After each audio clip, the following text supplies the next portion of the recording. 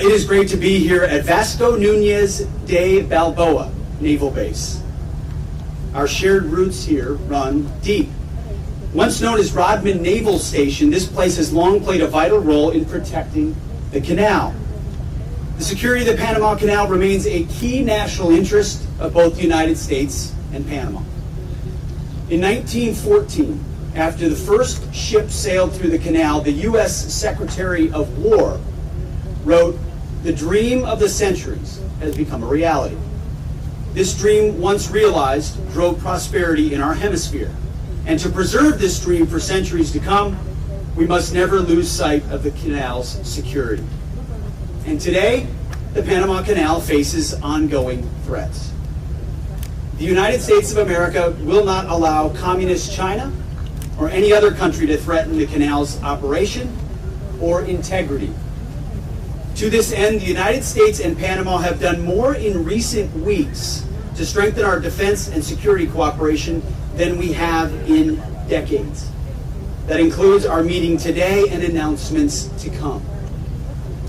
As we speak, U.S.-based military units are involved in joint exercises, planning, and other forms of cooperation with our Panamanian partners on both the Atlantic and Pacific sides of the canal.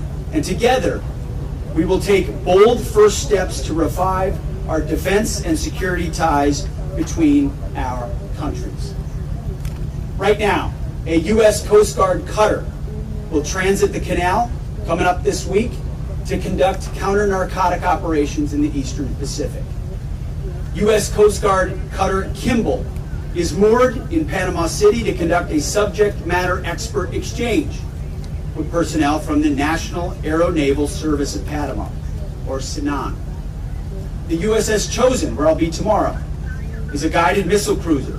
It's also docked in Panama City for a port visit as part of CENTSEC 25, the ongoing conference. And USS Normandy, another guided missile cruiser, is patrolling off Panama's Caribbean coast. While there, they are training an embarked team of officers and NCOs from SANAN, Panamanians, again, our partners. Several aircraft from the U.S. Marine Corps and Navy are visiting Panama to enhance our air and maritime security cooperation. We have stood up the Joint Security Cooperation Group, Panama, here in Panama City to coordinate U.S. military activities with our Panamanian partners. We will also continue to deepen cooperation in the long run. This includes increased training, exercises, and information sharing between U.S. and Panama security forces. And in 2026, Panama will host the multilateral Panamax exercise. This training will focus on ensuring the free flow of commerce through the Panama Canal. And finally, this pier, Pier 3, tangibly represents America and Panama's shared commitment to the canal's security. Thanks to over $5 million in support from the U.S. Army Corps of Engineers, we have refurbished this pier behind us.